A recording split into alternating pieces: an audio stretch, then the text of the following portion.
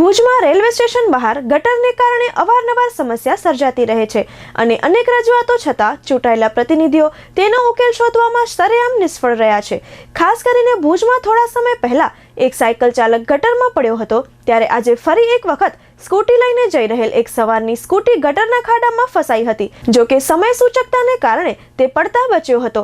ખાસ કરીને કરોડો રૂપિયાના ખર્ચે ભુજનું રેલવે સ્ટેશન બની રહેલ છે, ત્યારે તેની બહાર સતત ગટરના પાણી વહી રહ્યા છે। માર્ગ પરથી વહી રહેલા ગટરના પાણીના કારણે પ્રવાસીઓ મુશ્કેલીમાં મુકાઈ રહ્યા છે। ગટરના ખાડામાં દરરોજ કોઈના પડવાની દુર્ઘટના બને છે, ત્યારે આ પ્રશ્ન તાકીદે ઉકેલ માંગે છે। ગટરનો પ્રશ્ન આજે લગભગ 1.5 વર્ષથી ચાલી રહ્યો છે અને વરસાદની સિઝનમાં પણ ત્યાં ગટરનો તળાવ જ બની ગયો હોય એવી સિનારીઓ હતો એ રોડનો। ભુજ રેલવે સ્ટેશનનો જે નવીનકરણ થઈ રહ્યું છે, નવું સ્ટેશન બની રહ્યું છે, એના ઇન્ફ્રાસ્ટ્રક્ચરને લીધે થોડું રસ્તો પર એકદમ જેને કહીએ કે ગાડાવાટ જેવા રસ્તા થઈ ગયા છે બધા। આ માટે મેં નગરપાલિકાના કારોબારી ચેરમેન મહિપદીપસિંહ સાથે મેં વાત કરેલી અને એમને પણ જે લેટર લખ્યું હતું, પરમિશન માંગી હતી, જે લાઈન નીચેથી પસાર કરવા માટે રેલવે પાસેથી મંજૂરી માંગી હતી, એના માટે પણ મેં રેલવેના સત્તાધીશ જે એના એન્જિનિયરો અને એ લોકો સાથે મેં વાત કરેલી અને એમણે કહેલું કે જે નગરપાલિકાને શું કરવા માંગે છે જે અમને બતાવે તો અમે એના ઉપર વિચારણા કરી શકીએ। આ રીતે શું કરવા માંગે છે આમાં બતાવેલ નથી, જેથી મેં મહિપદીપસિંહ સાથે વાત કરેલી કે જ્યારે એ લોકો રેલવેવાળા કહે ત્યારે હું મારા એન્જિનિયરને મહિપાલસિંહને મોકલી અને સમજાવી આપીશ કે અમે શું કરવા માંગીએ છીએ, કે શેની પરમિશન જોઈએ છીએ। તો એમના એન્જિનિયરથી પણ મેં વાત કરેલી। એ દરમિયાન કેશુભાઈ પટેલ અને રેલવેના સત્તાવાળો સાથે એમને ત્યાં જાત તપાસ કરી, પણ એ રેલવે નીચેથી લાઈન પસાર થઈ શકે એવી કોઈ પોઝિશન જ નથી।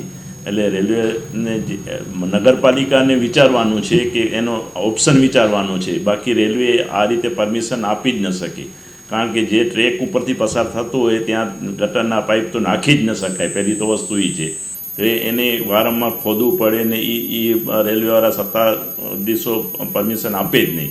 એનો વિકલ્પ જે છે એ રેલવેના એન્જિનિયરો સાથે બેસી કે ક્યાંથી આપણે કરીએ તો રેલવેને પણ અડચણ ના આવે અને આપણો પણ પ્રોબ્લેમ સોલ્વ થઈ જાય, એવા મેં પણ પ્રયત્ન કરેલા છે, કેશુભાઈ પટેલે પણ પ્રયત્ન કરેલા છે। જે આપણા એ લોકો રેલવેના અધિકારીઓ સાથે પણ મેં વાત કરેલી છે, તો એનો જે નિરાકરણ આવવાનું જે છે એ આપણે વિકલ્પ શોધી આપે નગરપાલિકા તો જ એ શક્ય છે, બાકી એનો કોઈ ઇલાજ નથી કે આ તો પરમેનન્ટલી જેને કહીને કે અત્યારે થઈ ગયું છે, જે સ્ટેશન નવું બની જશે અને ત્યારે જે સિનારીઓ હશે। એક વસ્તુ મને સારી લાગી કે હમણાં 30 કરોડ રૂપિયાનો આપણે 14 કિલોમીટરનો જે સેન્કશન કર્યા છે રસ્તા માટે ભુજના 14 કિલોમીટરના, એમાં જે ભુજ રેલવે સ્ટેશનનો જે આપણે રસ્તો છે બીડગેટથી એ પણ એમાં સમાવી લેવામાં આવ્યું છે। એ બહુ સારી વાત છે।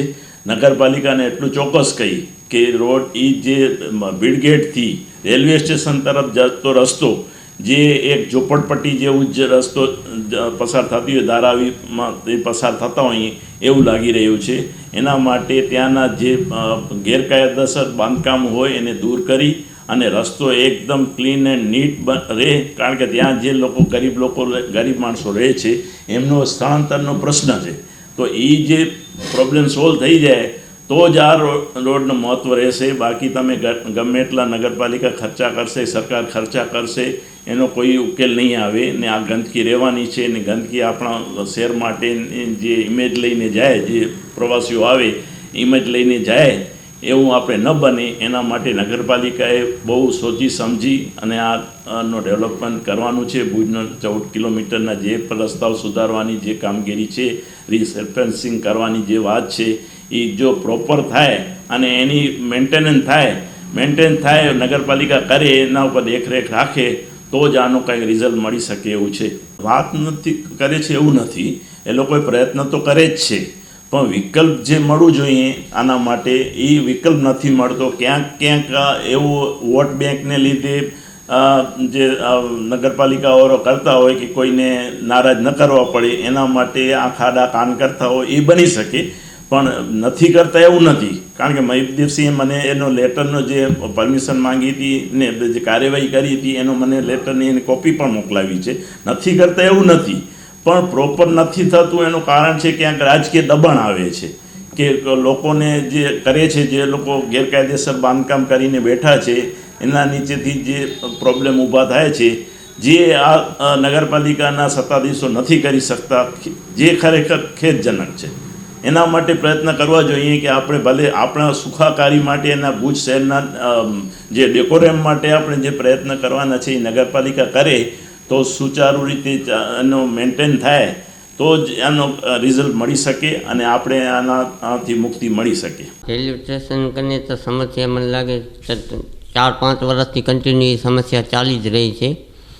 હવે એને 5-6 વાર તમે ધરણા ઉપર બેસ્યા હતા. અત્યારે ધરણા ઉપર લાસ્ટ બેઠા હતા ત્યારે ચીફ ઓફિસર સાહેબ પોતે હાલ્યા હતા, બધો સર્વે કર્યો, ક્યાંથી પાણી નિકાલ કરવો, ક્યાં શું કરવું, પાઇપલાઇન બદલવાની વાત છે એ કે દરખાસ્ત મૂકીએ છીએ, મંજૂર થાય એના પછી એનું કામ કરાવું છું.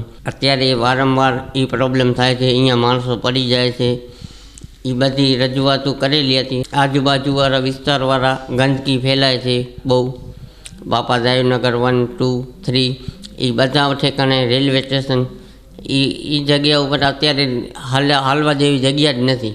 કાર્યવાહી લેખિતમાં આપેલું છે, કલેક્ટર સાહેબને રજૂઆત કરેલી છે, બધાને રજૂઆત માણસો ભેગા કરી અમે નગરપાલિકાની તાળાબંધી એ કરી છે, એટલે સુધી બધું કરેલું છે. પણ અત્યારે જે સૂતા જ છે નગરપાલિકાવાળા બધા સમજી લ્યો. હવે માંગ જલ્દી ને જલ્દી આને નિરાકરણ આવી જાય. માણસો અહીંયાથી રસ્તામાં કોઈ વટાવી નથી શકતા. કાલે પરમ દિવસે એક છોકરો પડી ગયો હતો, અહીંયા 2-3 અકસ્માત થઈ ગયા છે એવી રીતે, અને જલ્દી નિરાકરણ આવે એવી અમારી લાગણી ને માંગણી છે. વધારે ટાઈમ ફાળવવામાં નહીં આવે તો અમે આગળ જતાં કાનૂની કાર્યવાહી જે રાય સાથે એ રાય કરશું.